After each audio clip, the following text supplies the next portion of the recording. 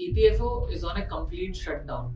All online services has been temporarily brought down from 26th till 30th.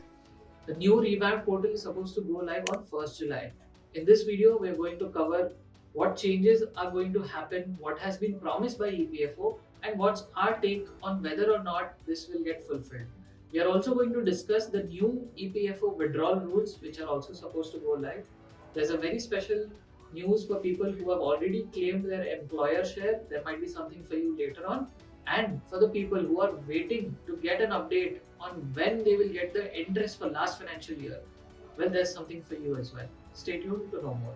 So, what's promised by EPFO? Well, EPFO is promising faster withdrawals, simpler processes, lot less complexity and employer involvement. But what's really going on? See, underlying infrastructure at EPFO was distributed. What you saw and what the employer saw and what was there in EPFO services or EPFO's internal portal were different. Now they're migrating to a new centralized IT system with which there will be a centralized database and all information accessible to employees, employers, and the PF officers will be streamlined and brought together. So, what's really going to go live after this shutdown is lifted? Well, there's going to be a new revamped portal. You will get money via UPI, which has been promised for a long time now. So, stay tuned to know what happens with that. They're also promising the new EPFO withdrawal rules, which were announced a while back. They are also supposed to go live. We'll cover the new EPF withdrawal rules just after this. And the interest the interest for last financial year, which is still due, is also supposed to go live within this blackout period.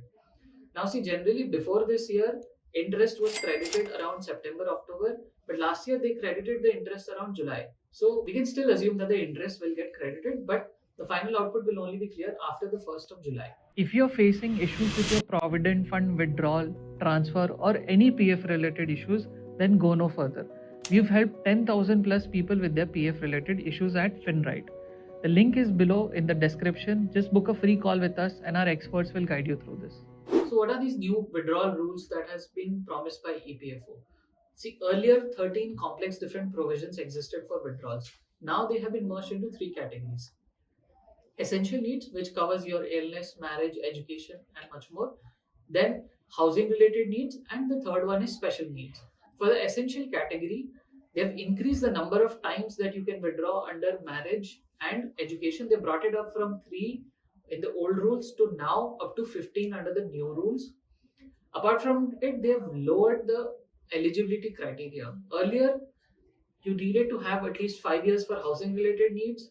You needed to have 7 years for marriage and education. Now you just need 1 year of service for this. Another important thing that you should keep in mind is that 25% of your PF balance will now be locked in a separate account.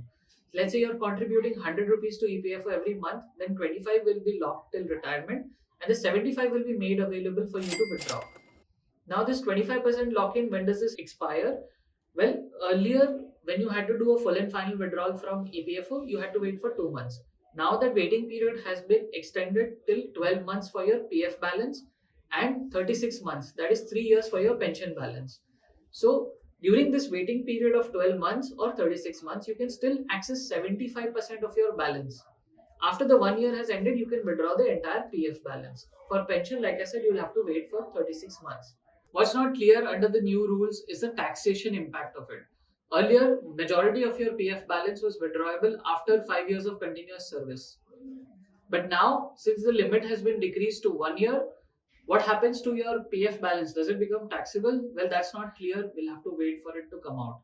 So people who had already withdrawn for housing related purposes and had already accessed the employer share, well, there's something for you in this new rules. Earlier, the employer share was only accessible after 5 years and while you were doing a full and final withdrawal. But now, under these new rules, the 75% withdrawal limit is applicable across both the employee and the employer share. So, this allows users who had earlier withdrawn their employer share, right? But there's still a significant portion remaining. Well, there you might have a chance on withdrawing that share again. Well, see, EPFO is promising a utopian future where all your worries go away, your money is credited in your bank account using UPI. But here's our take.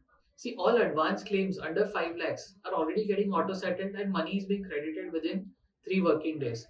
So, allowing UPI withdrawals on EPFO might not be that big of a game changer. Well, UPI also will have its own limits. Let's say you can only withdraw up to 1 lakh under UPI. Well, the limit is yet to be determined. But for that small piece of amount, getting money instantly might be helpful. But if you have amounts which are larger than 5 lakhs, which are larger than the UPI limit will be, in that case, you still need to wait for entire 1 month for to get an approval for your withdrawals. Right? So those issues are not going away. Issues with your pension, issues with the contribution that the employer makes, those are not going away. If there's any KYC related issues, they will still remain and they will still need to be fixed. Faster withdrawals, smoother processes are always welcome, but there are underlying issues that needs to be fixed first. If you liked our video, please leave a thumbs up below. It will help us bring out more content to you guys. And if you have any questions about Provident Fund, just leave a comment below and we'll try and answer it for you. Please follow us for more such PF videos. If your PF gets rejected time and again, if you're someone who just wants to understand if their PF is safe for withdrawals in the future, or if you just want to check your Provident Fund balance, then go no further. We've created a free AI powered tool for your Provident Fund. The link is in the description. Check your report and avoid rejections in PF.